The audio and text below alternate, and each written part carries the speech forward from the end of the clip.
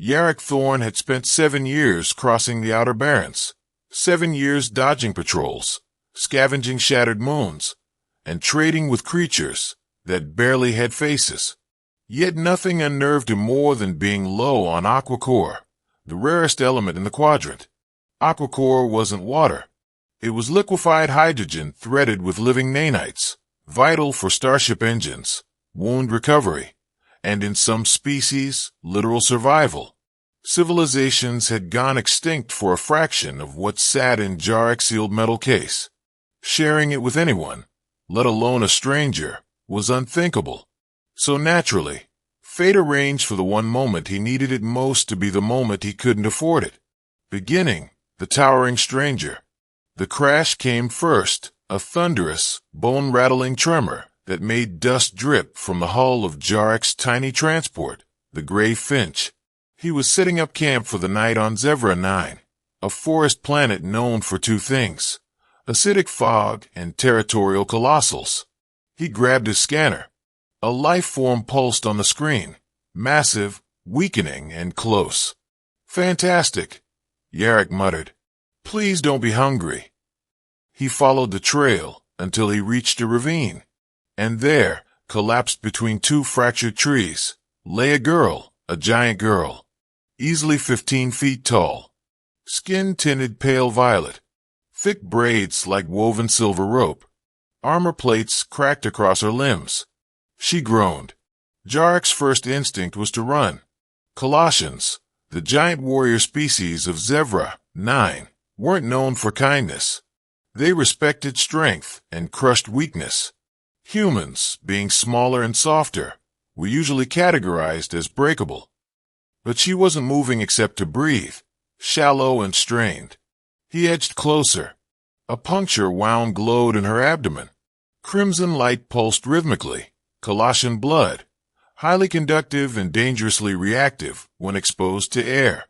It was already sizzling the ground around her. "No, no, no," she whispered hoarsely, eyes barely open. "Please move away, my blood will harm you."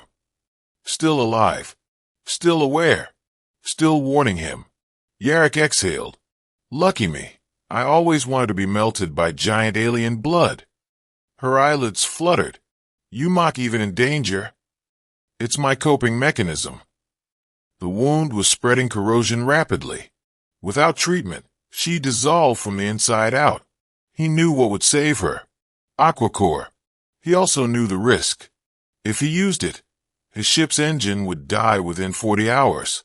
He'd be stranded on Zevra 9, territory of a species that could flick him into orbit like a pebble. "Don't waste your resources," she rasped. "My clan has abandoned me." Yarrick froze. Abandoned? Colossians valued strength above all.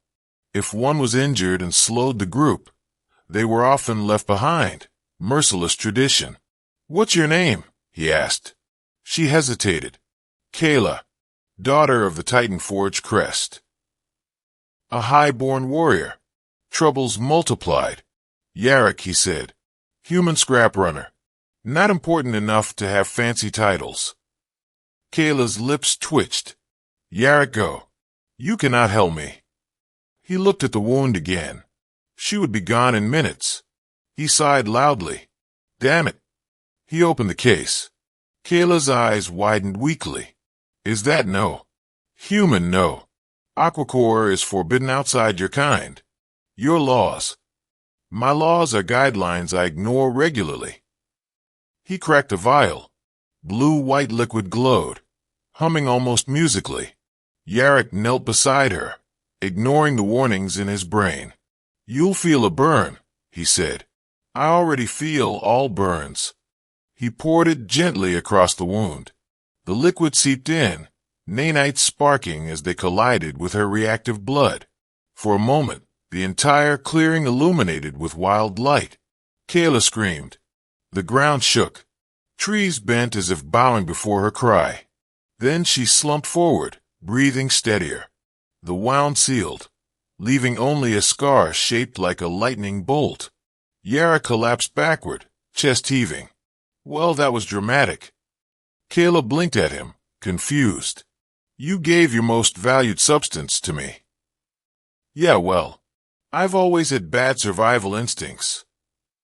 Her eyes softened. Then I owe you more than life. He didn't know it then, but those words would alter the fate of two worlds. Middle, what sunrise brought. Night settled. Yarrick helped Kayla to a safer patch of ground. Her strength rebuilt rapidly, but not fully. Aquacore accelerated healing, but giant physiology still needed rest. She insisted he sleep inside his ship, while she remained outside. I will guard, she said. Anything that comes, I will crush. Comforting, Yarrick replied. Unless it's an earthquake, in which case you're the cause. Kayla smiled, a faint, reluctant curve. You risk your life for humor. No, humor is what saved my life. He slept lightly, always half alert. And at dawn, a rumble. Not from Kayla. From every direction. Yarrick bolted upright. The ship's proximity sensors blared red. Hundreds of signatures. He sprinted outside. And froze. An entire Colossian battle host surrounded the clearing. Towering warriors, colossal armor, glowing tribal markings. Their weapons, some as big as Yarrick's ship, were pointed inward. Kayla was already standing, shaky but defensive. Kayla, Yarrick whispered. Friends of yours?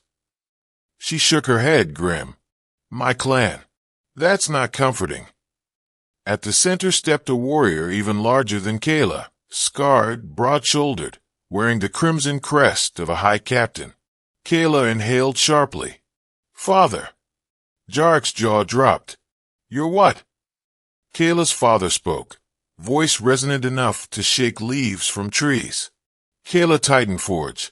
You were Mark Fallen. You should not exist. Kayla lowered her gaze. I survived. And you stand beside a human, he growled. Yarrick raised a hand. Hi. Please don't kill me. A dozen weapons shifted toward him. Not helping. Kayla hissed. Her father stepped forward, eyes fixed on the faint aquacore scar on her abdomen. Explained the unnatural healing. Kayla's breath faltered. The human saved me. The entire army stirred, disbelief, anger, outrage. A Colossian elder barked. He violated the sacred line. No outsider may alter a Titanforge. Another shouted, the punishment is death. Yarrick lifted both hands higher. Let's consider alternatives. Hugs. Discussions. Brunch. Weapons glowed. Kayla suddenly moved, stepping in front of him. You will not touch him. Her father's gaze sharpened. You defend a smaller being? A weak one. He is not weak. Kayla growled, voice trembling with conviction. He risked everything. Something my own clan would not do. Murmurs. Shocked. Disbelief spreading like sparks. But Kayla wasn't done. You left me to die, she said softly. He did not. Her father's face twitched. Guilt? Anger? Pride? Yarrick couldn't tell. He used a forbidden substance, the father replied. One that could unbalance our blood. If you turn unstable. I am stable, Kayla said. Stronger than before. Her father scanned her energy signature. His eyes flickered in surprise. Impossible. Then his gaze turned to Yarrick. You. Human. Step forward. Yarrick considered running, then realized he would die tired. He stepped forward slowly. The High Captain leaned down, towering, shadowing, evaluating the tiny creature who saved his daughter. Why did you give your resource? He demanded. You gained nothing. Yarrick swallowed. Because she was dying. That was enough. Silence. Deep. Heavy. Then, a Colossian elder screeched. He taints our bloodline. Execute him. Yarrick winced. Lovely hospitality. But before blades could descend, the High Captain raised one massive hand. No. The army froze. He stared at Yarrick intensely. A human gave what he did not have to. showed loyalty stronger than warriors, with 10 times his size. His rumbling voice echoed through the clearing. This human saved Titanforge blood. The warriors shifted, uncertain. Kayla stared, stunned. Her father continued. Honor demands we repay such a debt. Yarrick blinked. Repay? Like not killing me. A few warriors snickered. Kayla hid a smile. No, the High Captain said. We grant protection. Any who threaten this human, threaten the Titanforge. Yarrick's heart nearly stopped. Wait, I get a giant alien army as bodyguards? Kayla smirked. Do not push your luck. The elder protested. But the law. The law does not predict destiny. The High Captain thundered. My daughter is alive because of him. That is truth. The army lowered their weapons collectively, a seismic shift of culture, tradition, and loyalty. Yarrick had no idea what he just changed. Ending, the consequence of mercy. For several hours, the battle host inspected the healing, debated the phenomenon, and occasionally prodded Yarrick curiously. One warrior even asked if humans were all this fragile yet sarcastic. But no one harmed him. Kayla stayed close, towering protectively. Eventually, the High Captain approached Yarrick once more. You have our clan's gratitude, he said solemnly. But gratitude alone is not enough. You saved a Titanforge life. What do you seek in return? Yarrick hesitated. He could ask for transport, rare metals, knowledge, or protection that could make him rich beyond measure. But he looked at Kayla, tall, once abandoned, now shining with renewed confidence. He didn't want wealth. He wanted purpose. Help me leave this planet first, he said. My engine is dead. Kayla stepped forward. I will accompany him. Her father studied her. You would travel with a human? He is brave, she replied, and I owe him a life debt. A ripple of surprise passed through the clan. Yarrick tried to act casual. No pressure or anything. Her father sighed. Very well. But hear this, human Yarrick Thorn. His voice deepened.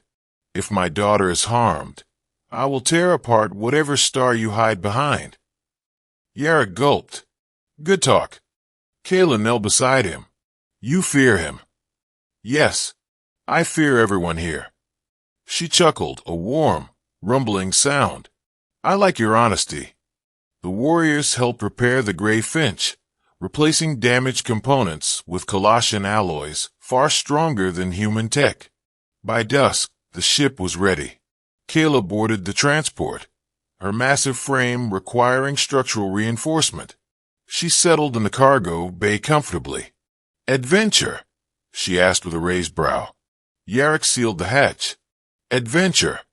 He glanced one last time outside. The Titanforge battle host, standing tall, watching with respect. A debt had formed. A bond had begun. And as the Gray Finch lifted into the sky, Yarrick realized something. Sharing the forbidden substance hadn't just saved a life. It had united two species that were never meant to cross paths. Kayla leaned forward slightly. Yarrick, yeah, thank you for seeing worth in me when my own people did not. He smiled. Thank you for not crushing me when I approached you. She laughed loudly. I still may. If you annoy me. Oh, good. I'll keep that in mind. The ship soared upward, breaking the clouds as the stars unfurled before them. A human with nothing left. A giant warrior seeking purpose. Two lives changed by one forbidden act of compassion. Their journey had only begun. And somewhere, far across the galaxy, others were already hunting the human who dared rewrite destiny.